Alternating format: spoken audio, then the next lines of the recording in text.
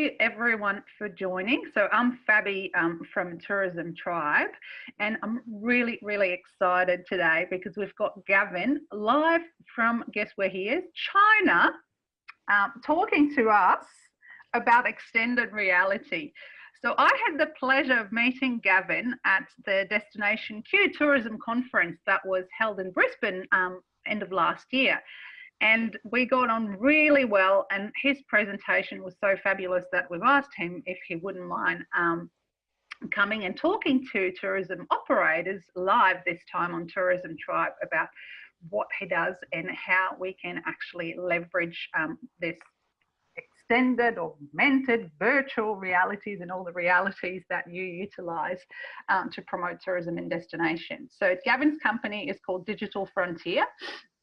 And that's Gavin here, right there, isn't it? With your team in the background. And yeah, Gavin, that's some of them. That was actually a documentary that the local TV station was filming. a bit staged then.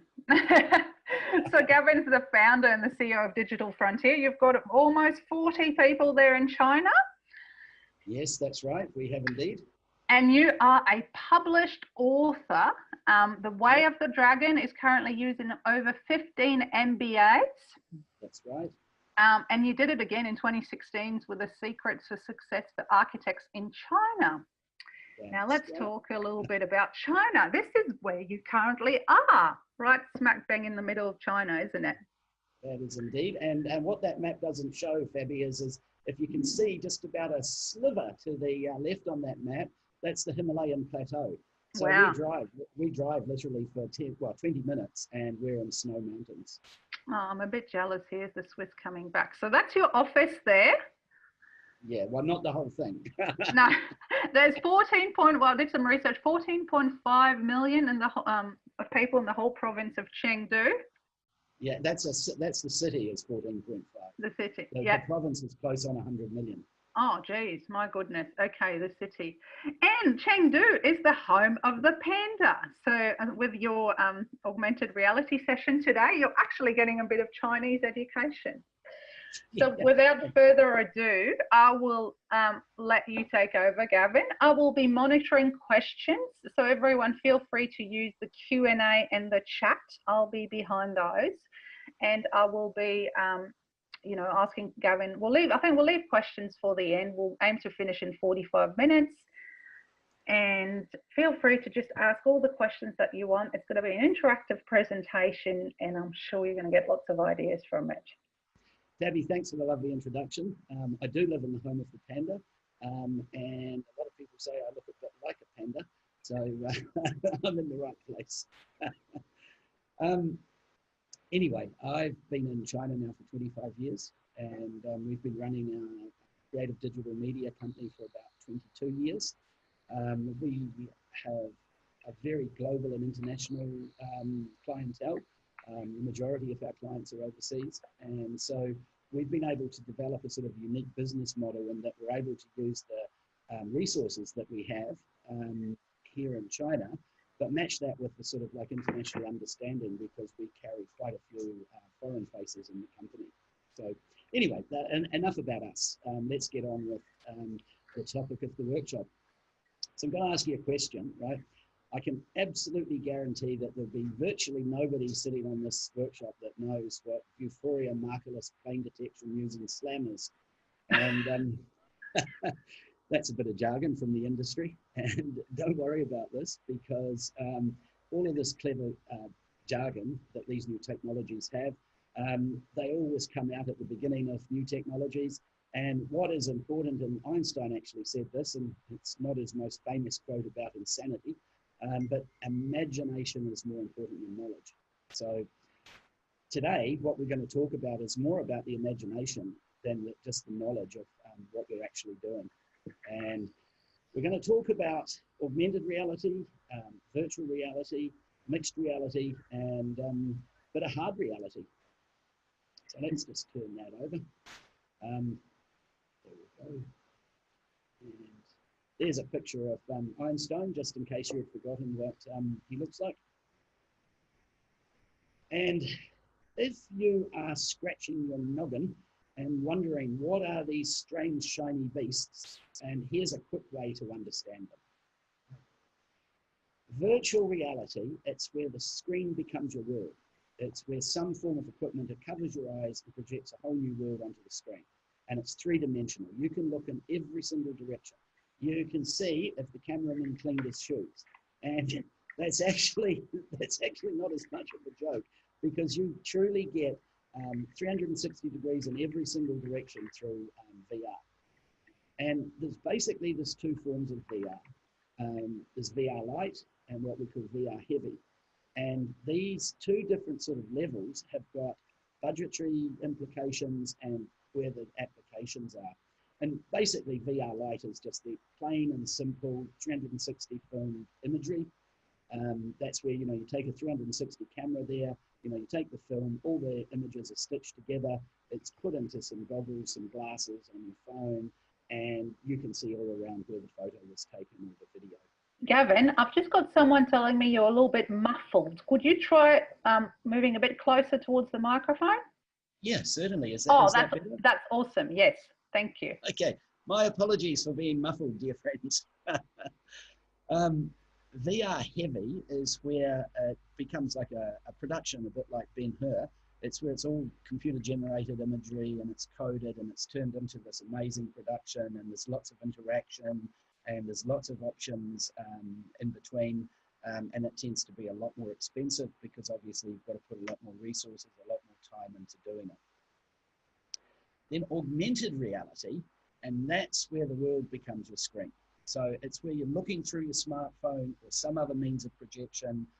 Sometimes, and I'll show you this in a little while, really, really clever augmented reality presentation using a bus stop.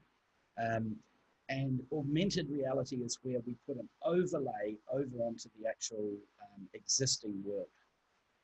Then the third reality, mixed reality, is where the screen and the world work together. So you need to wear a pair of glasses and you can still see the environment that you're in, and it's overlaid. Things become real through the glasses into the world. With augmented reality, you're looking through your iPad or your phone. With mixed reality, you've got to buy some Magic Leap glasses or Microsoft HoloLens. And hard reality, that's where you put a coat and a tie on a goat, but it's still a goat. And the term that covers all of these new realities is extended reality, or XR for short. And so, you hear these words in the marketplace, and you might be wondering what it means. So that's really a description of the three basic things. Now, the subtitle of this talk was why you shouldn't use these extended reality technologies such as AR, VR, and MR. And this is really important because this really goes to the heart, and this is really the thing that I talk about through this workshop.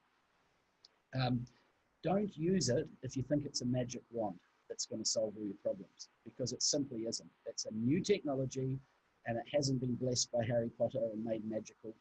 And like any new technology, the way it's deployed and the ideas that it's used with are the keys to making this work for you. Don't use it if you think it'll make you appear cool. And it may do if you're standing under the air conditioner. But in themselves, these new technologies aren't cool. They're just as a paintbrush isn't cool until Michelangelo came along and worked his magic and he created a masterpiece. Don't use them just because your competitor is using it. Whenever new things come along, there's a certain cachet that people think attaches to using it. Let your competitor waste his money before you commit to something. And the message that it is addressing, it's not the essence of the technology that's important, but it's the imagination and creativity that's applied via the tool. And also, don't use it if you think that using these extended reality technologies are going to automatically turn on the taps for money flow.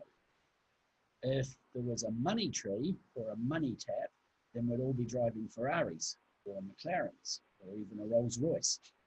Nothing is going to increase your profits in and of themselves. So anything that brings extra business must have been carefully researched and planned. And so now knowing why you shouldn't use them or where you shouldn't use these technologies, let's have a look at where and why and when you should consider using these technologies. So years ago, I was running a business and I had some problems with staffing. And I had a two IC as an English guy. He had previously built a really big business in the UK. He sold it. He spent 10 years sailing around the world, spending all his money.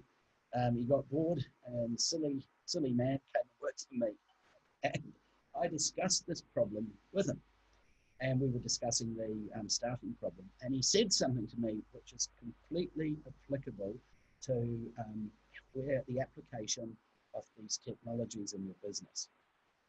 You don't use a saw to drive in a nail, and you don't use a hammer to cut the wood.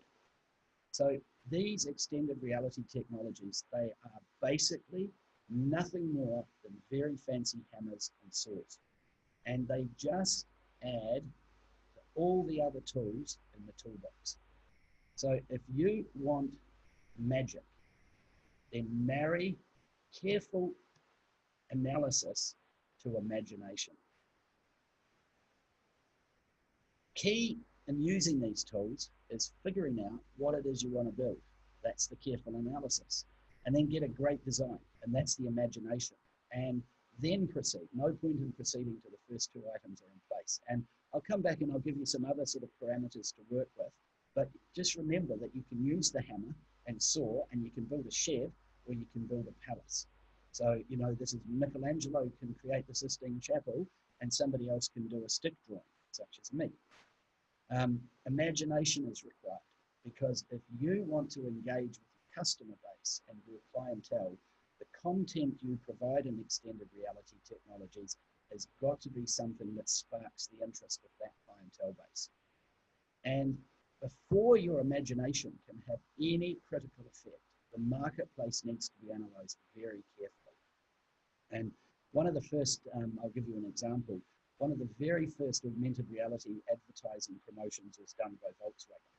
And they created billboards with AR triggers on them. And if people put their tablet or their phone over the billboard, the VR car will come to life and do all sorts of wonderful things. What's an AR trigger? And could you move closer to your microphone again, please?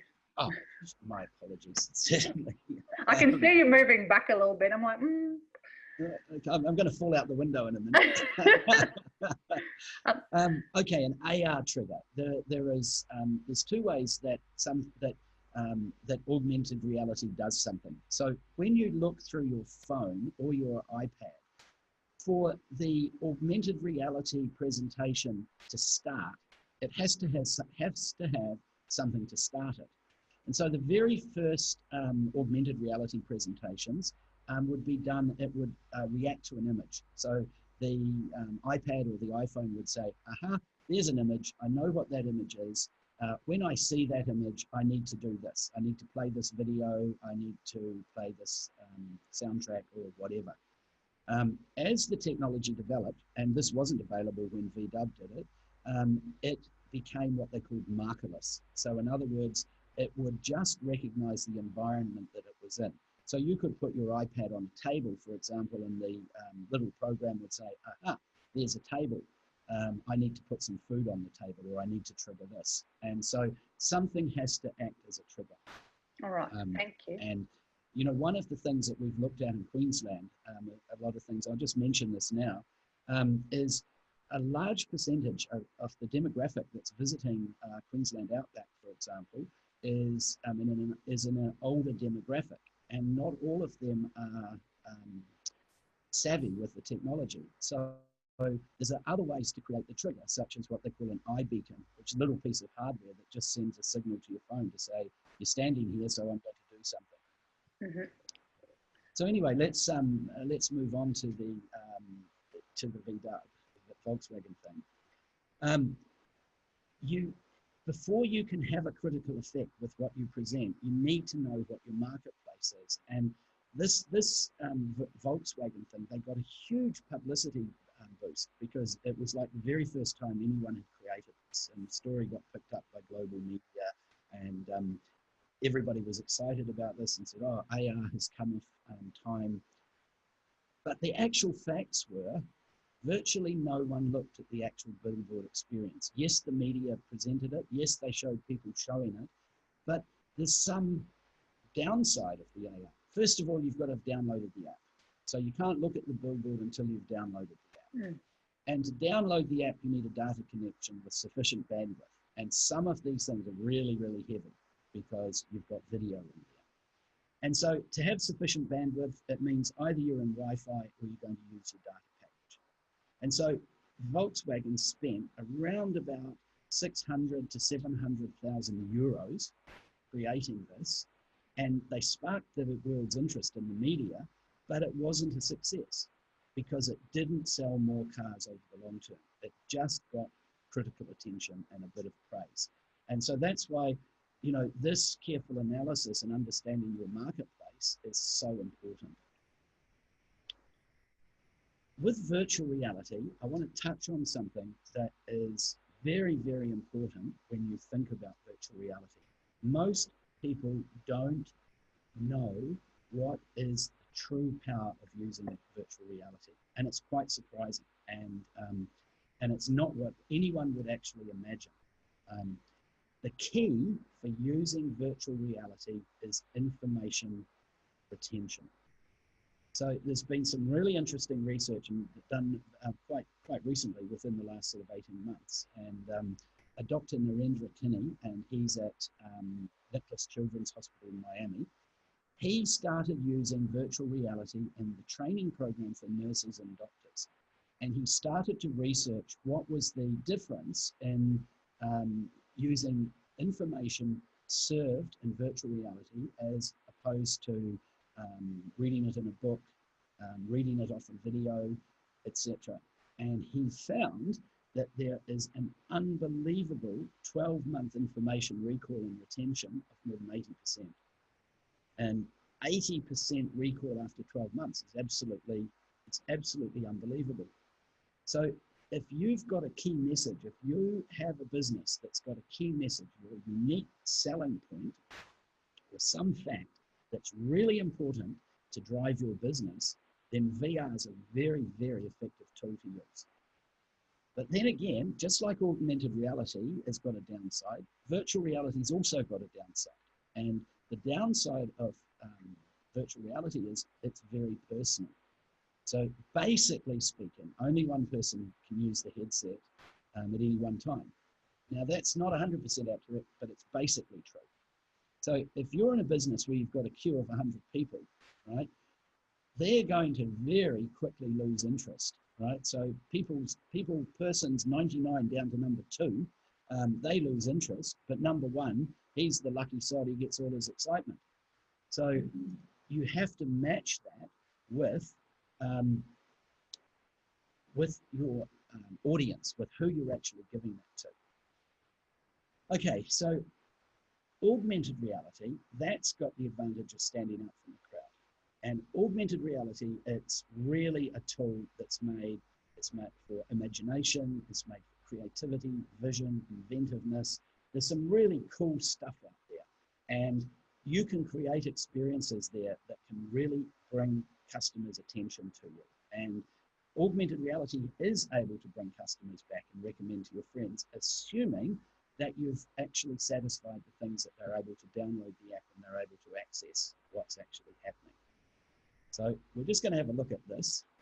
This is some examples of augmented reality that have been really, really successful.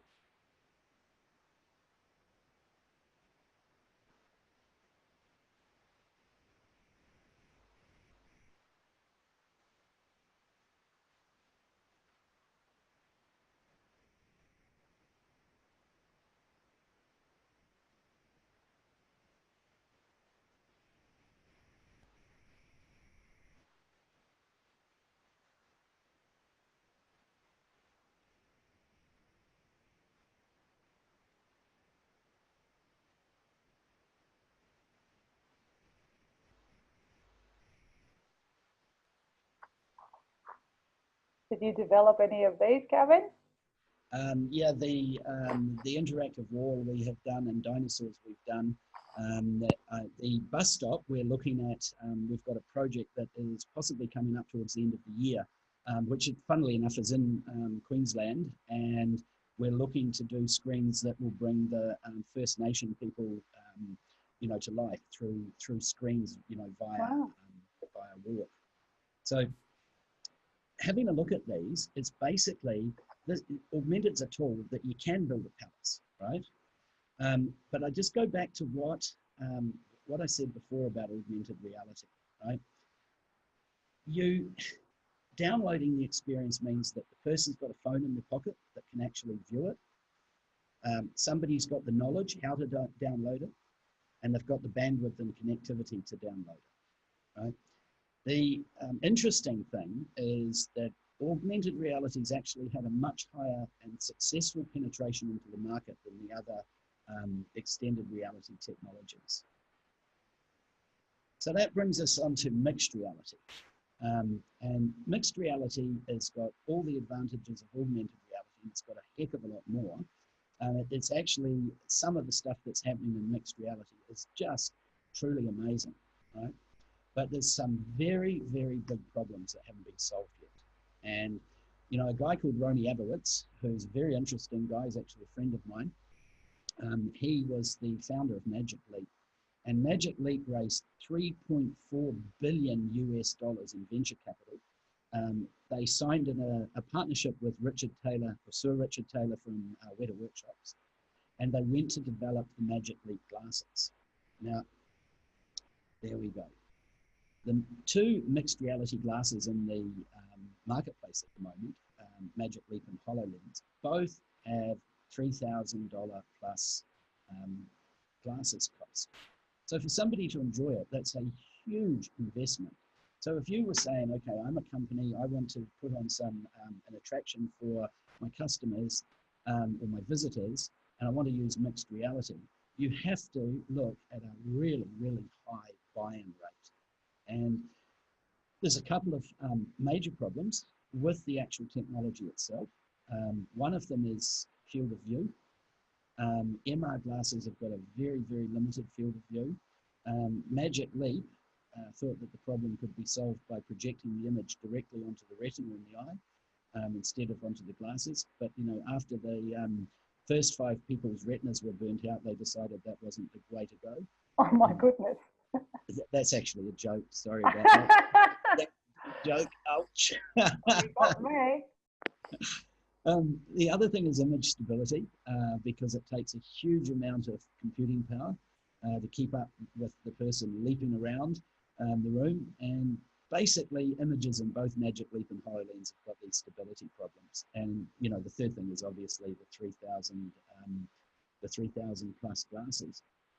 Now, where we're going to next is that in your toolbox, you've basically got not just these 3 brand new shiny tools, right? You've got all sorts of other tools. If you want to play a symphony, you need a lot of instruments. So if you look at all the different things, and these are just a selection of some things that you can do with different tools. That, for example, is virtual reality. That was also virtual reality for an entertainment studio in Hollywood. You know, you've got theme parks where you've got different things. You know, the message that I'd like to get across is that just because you've got 3 new tools, it doesn't mean the things that are in your toolbox are irrelevant. So about 30 years ago, there was a very clever man called Mr. Sloan, and he ran General Motors for about 30 years. And he said something that's really important, that bedside manners are no substitute for the right diagnosis. And here's really the most important thing that I think that this workshop is about. Before you jump into some of the extended reality technologies, it's really important that you diagnose exactly what it is you're trying to achieve. And after identifying the outcome you want, then you figure out which tools in the creative digital media toolbox you need to use. And then, and this is very important, so I'm slowing down to say it, you need to match that outcome with your resources. And you've got three basic resources. You've got your time, you've got your management structure, and you've got your money. So, just because a technology is there, if it doesn't fit into what your resources are to implement it, then it's unlikely that you'll get the result that you want. And you've got to match your result with the outcome. So if you want to have something like the dinosaurs or the bus stop, but your budget is only $10, then you're going to create a stick figure, more stick figure than dinosaur. And another important thing, and this is very important, I found in Queensland in particular, where a lot of the organisations are not huge organisations. So if you don't have the resources individually to create something that's really special, then have a look at banding together and working together. So, maybe a group of businesses can come up with something that's generally applicable, and you can all contribute to actually creating something if that is going to be something that is worthwhile. And one of the biggest problems that we deal with clients is coming up with ideas that will monetize what you're doing. Because if you can't get that positive outcome, then there's really, really no point in doing it. It's just an expensive toy that you buy somebody at Christmas, but it's got no batteries. So what is your biggest problem? Because your biggest problem is where you should be putting your efforts in, right? So if you ask me for the right outcome, what should be the right outcome, I'm going to say, I'm going to ask you 100 questions. I'm going to say, do you want to get more people to come and visit you? Do you want to increase the number of visitor nights? Do you want to increase the time people spend with you? Do you want to engage more deeply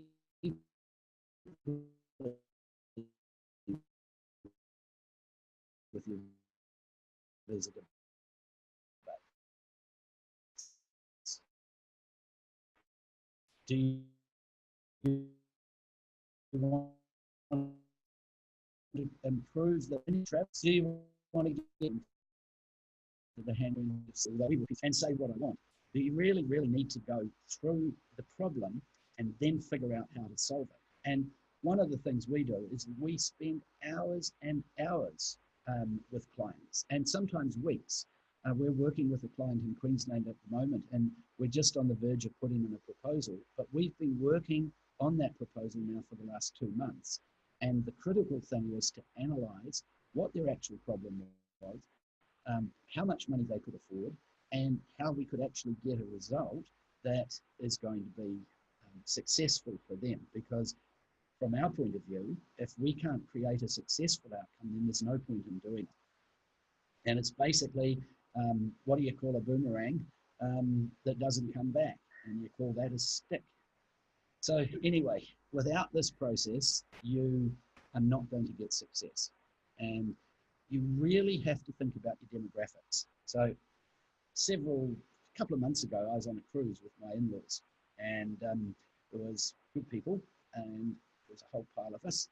Now, my father-in-law, he didn't have a phone. And my mother-in-law, she had a coal-fired, steam-driven antique iPhone. And my sister-in-law had the latest, greatest, quantum-powered, all bells and whistles, Mars lander of an iPhone. So who would be using these technologies? So if your demographic was my father-in-law, man, he's hard to get to because he doesn't even have a phone.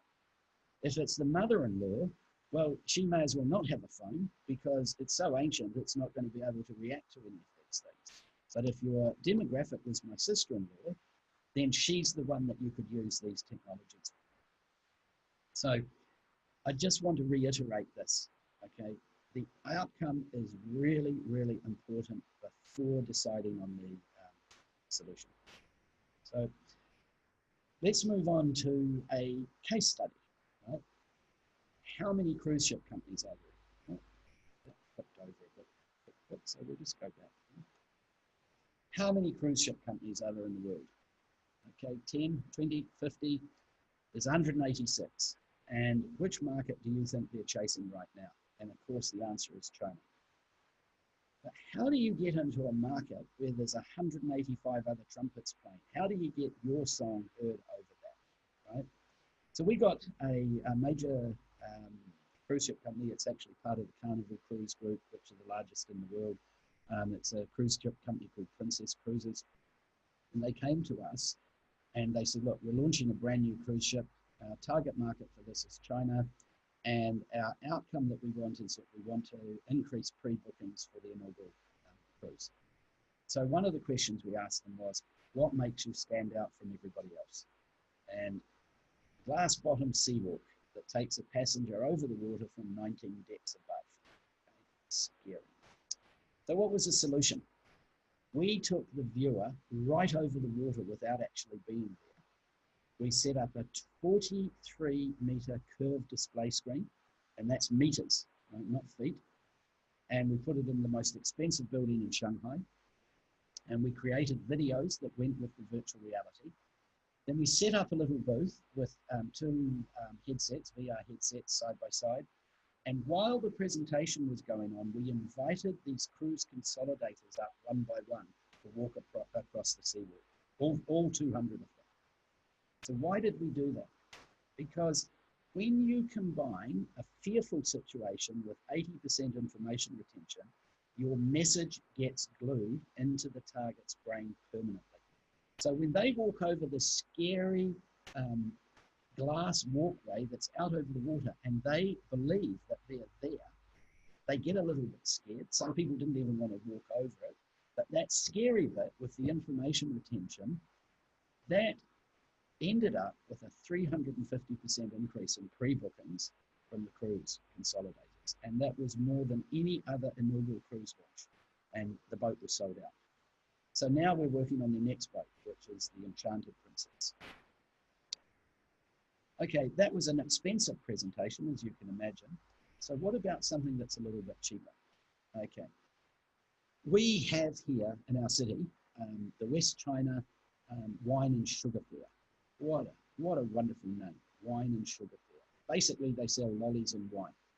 And so the New Zealand winemaker Villa Maria make great Sauvignon Blanc. They wanted to come up with something to grab the attention of local wine distributors. So they were at the fair. They had spent their money on building a booth, and they came to us and they said, look, is there anything that you can do on a really small budget that we can show to potential distributors? We're taking them out for dinner, that will engage with them. So we said, okay, what's your budget? Their budget was actually around about $1,000. So it's possible to do things at a very low rate in augmented reality. Okay. So we created an app that read the Villa Maria wine label. And then we showed them an informational video, and there was a virtual brochure on the phone. And what was the result? Wow. They said it was the best customer engagement tool they've had. They met more people at this show than ever, and they got 4 new distributors because they had a little toy for people to play with. And it showed that they were just different from everybody else. So those two examples are probably a little bit remote. So what about something in Queensland? So let's look at Bowen. Everybody knows that Cyclone Debbie came through and it really hit Bowen hard. And Bowen was suffering from the fact that people were associating cyclone damage with that would still be there after they had tidied up the town. And they said here, how do we demonstrate the return of the physical surroundings from disaster recovery? And how do we get the message into the hands of as many people as possible? So that was the discussions that we had. So for this one, we chose 360 footage with virtual reality light. We incorporated it into a brand new app. So we created an app with the footage in there. And we were able to show the up-to-date surroundings, underwater, boating, skydiving, fishing. We actually got a skydiver and we threw him out the plane and we filmed it all the way down right until he landed on the beach, and then we put that into virtual reality. We also created a touchscreen presentation which reflected exactly that, and we put that into the Vic so that the real live visitors that came in could go on and have a little play on the touch screen. They could see the 360 videos and play with it with their finger. And of course, people could do that on the app. Come closer to that microphone again for me, please. We're still having problems there, are we? Yeah. Okay, let me see. How about that? I wish I'd done that ages ago. Does that work better? I think we'll get a lot of show of hands there. Okay, so then this app can be distributed with cardboard glasses, so you can get your message out, right? So cardboard glasses are literally, they're printed cardboard glasses. You can see them on the screen there. They're mailable. So if you look at the right one, that's what it looks like when it goes into the mail. That's when you open the packet, and that's when you assemble them, and you put your smartphone into those glasses, right? And you know, for example, in my city here, Chengdu in China, we've got 5,000 travel agents. You know, so if you said to us, "Hey, we want to increase our business with Chinese tourists. How do we get it into the hands of travel agents?" You know, in China, there's probably about 350,000 travel agents in total. We create a list and we send out glasses like that, showing what it is that you've got to offer. So what did they say? They said, Jen Honorary from the Vic. She said, "This product truly amazes our visitors." Obviously some sweetie words for us, and that they are very, very pleased with the results of the project. What about some other examples? Well, literally, I could stand here all day and I can give you a wheelbarrow load of examples. We worked with a chain of 400 nightclubs here in China to reduce queue shrinkage when they were busy. So their problem was more people were coming to the clubs than they could fit. And so they had these big queues, but you know, half of the people were leaving because when they got busy, the people couldn't be bothered waiting. So we created a game, which was like the interactive AR thing on the wall, that people played while they were in the queue, and then people stayed. And so instead of queue shrinkage, the queue got there and they got more people towards the end of the night. We had a fruit company. They were at a major fruit trade show in Hong Kong, and we were able to increase their traffic by about 10 times, right? And they had a very, again, not a big, large budget. And what did we do? We created a virtual reality game. So if you look on the left of that screen there, you will see somebody playing the game. And it was a really simple game. This company sold oranges and lemons, right? So the first thing was you had to hold a basket underneath the orange and lemon tree, and you had to wait until the basket was filled up. Then you had to pick them up and throw the oranges and lemons through a basketball hoop in your virtual reality glasses. And there was queues of people waiting to play the game because we put a leaderboard, and you could enter your name. Whoever got the most through the hoop in a certain amount of time, you could put your name on the leaderboard. And that little bit of competition there, we just had people queuing up at this stand for the whole time. And the people who were at the stand next to them came over and said, "God, you've actually had more people coming through than we did, and we spent $350,000. So using these technologies can get outcomes. New Zealand Water Company here, we increased their sales in China by 4,000%. How did we do that? What is the essential thing for a Chinese consumer to buy a New Zealand water brand or Australian water brand? They depend on the clean green. They want to see where the water comes from. So we sent a camera crew down to the spring where the water was and filmed it and created a virtual reality presentation of the water. That way, people could see exactly where the water came, and they remembered it from the information retention. The bottom image there is a little game which is to entertain people in a bar. Now, we can't do this in Australia and New Zealand because apparently you're not allowed to make alcohol fun. But here, we created a game called Finger Footy that people can play in the bar. They scan the little marker on the table, and they can then compete with each other. So people who are sitting in a bar, it gets retention. They sit in the bar longer, and obviously they drink more alcohol, and the bar is more successful. So I can tell you something though, we don't know. There's no common solution, because we can't come up with a solution to your business, because your business is unique, until we've sat down and worked out what is the unique factors that you need to use. So anyway, let's. Oh. Sorry, Fabi, carry on. I see you're almost finished, but we've got one question in the Q&A, so I'll let you finish, and I think we'll then, that question is very relevant to what you were saying. Okay, fantastic. Okay, so let's just sum it up, right? And this is basically the last slide. You know, extended reality technologies are simply tools to use to create experiences. There are many tools to create experiences. 3D projection, 2D animation, printed brochures. There's a whole range of tools that are existing, and these new technologies are just new tools in the box. Find out what your biggest problem is, because your biggest problem is the problem that you need to solve. So if it is increasing visitor nights, you have to sit down and say, okay, what can I do that is going to engage people enough to increase my visitor nights? Work out what outcome you want. And it isn't only financially based. An outcome is not, oh, get me more money, right? The financial outcome should be an absolute essential part of what you're doing anyway, but you need to figure out the outcome as it relates to your business. And then you work to create the strategy that will achieve that outcome, and you work it out within your budget. If you're small, work with others to make a bigger pie, don't just try for a bigger slice. So look, I'll wrap it up there and say thank you to you. Just by the way, one of the things that I'll tell you, the Vuforia markerless plane detection using SLAM is an AR experience made with Vuforia software, and it doesn't use a marker as a trigger, and it identifies a solid plane like a tabletop and uses simultaneous localization and mapping, which is a fancy way of saying it reads the environment while it adds the content.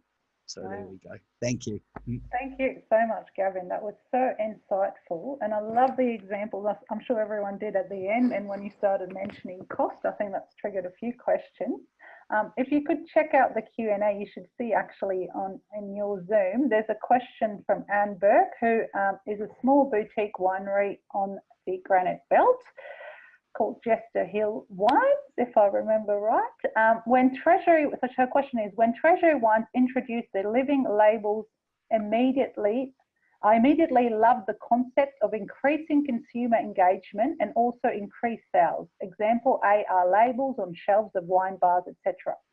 I didn't even think it would be affordable to us. So she's asking the question, what sort of budget would it be for something like that? Our unique labels have images of Jester's example, Triple S. I want to be able to tell this story with an app. So very tough question. Ballpark figure there. Oh no, it's a really good question, actually, and that's interesting that it's in the Granite Belt, because when I was down in Brisbane last time, Fabi, I met up with another winemaker from the Granite Belt, and he was very, very kind to me. And one day in my office here in China, 4 bottles of wine turned up. So and they were absolutely wonderful. So okay. So living labels with the AR, right? Again, it's a matter of sitting down and working out what it is that you're trying to achieve with that, and how big is the audience that's going to do it. So if you're going into a wine bar, the cost is going to be higher than just the $1,000 for Villa Maria, and that Villa Maria were able to put the experience on their phone and show people individually. So if you were showing people, a group of people, so people coming into the wine bar would have to download the app, then you've got the cost of the app development as well. So depending on how many labels, the cost would probably be between about $5,000 and $10,000 for a basic app. And we'd need to look at just, what extra features and that sort of thing, but it's not outrageous. It's not the $100,000 that a lot of people are sort of touting around in the marketplace. I know that. I mean, obviously our listeners are from all over Australia, but I know that in Queensland they have a small business online grant that comes out regularly, and I think something like this would definitely be part of what you could apply funding for, and I'm sure other states in Australia have got something similar, so that's really good to know. Is that something that Digital Frontier does, like the whole development of the app and the whole lot? Yes, it is. We certainly we do that. And you know, the key thing is for us to sit down and work out and come back and say, is that the right solution for the business? And this is sort of like, it's a different way of working, because, you know, we don't look at ourselves as saying, look, we are just operating in one technology. What we are trying to do is create solutions for people so that it works for them, right? So that they get the outcome. Otherwise, it's just a waste of money. And, you know, when you work with somebody and a client, and you waste their money, you only get that client once, and they never recommend people. They say, oh no, look, I did that and I spent all this money and, you know, I just didn't get the result. So getting the result and figuring out what the result is the first thing. And then figuring out what's the budget.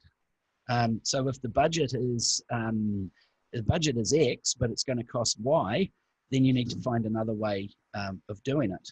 And so we always like to keep it within the resources of the company, you know, time, management resources, and budget. Great, thank so you. They're very happy to talk to Anne afterwards and have a chat and see whether or not we could help. And Sarah from Aqueduct on the Gold Coast, she's asking a question for augmented reality. If we were to use this on tour, would we need to be stationary to use it? Or would they be able to use it when they're actually driving or obviously boating in the canal? Yes, you can use it while you're moving. If you imagine, augmented reality depends on people downloading something onto their phone. And so once that is on their phone, the files that actually that operate that are sitting there. And as long as you've got the trigger working, so the trigger is something that triggers that event. So, you know, augmented reality is basically two things. One is an event, and the other thing is a trigger that triggers that event. So if you've got the trigger on the boat or in the car or etc., and it's triggered, then that event will happen and the presentation will play. If you're in a car and you were trying to read a billboard as you were driving past, I don't think that would work. Thank you. Well, did we have any other questions? I can't see any more. Lots of positive feedback from everyone, of course. If there's no more questions, I think we will finish our session here. I'm sure that Gavin will be more than happy to answer questions via email. So feel free to email me and I'll pass on your details. How can we get in touch with Gavin? There's the next question. Gavin, would you like to share your details? Yes, certainly. My email address is gavin.crombie. And I'll type that for everyone. So yeah, it's gavin.crombie@wearedigitalfrontier.com. And Anne and Sarah, I'm very happy to talk to you at any stage, any time at all. We'll have a chat and let's see if we can help you.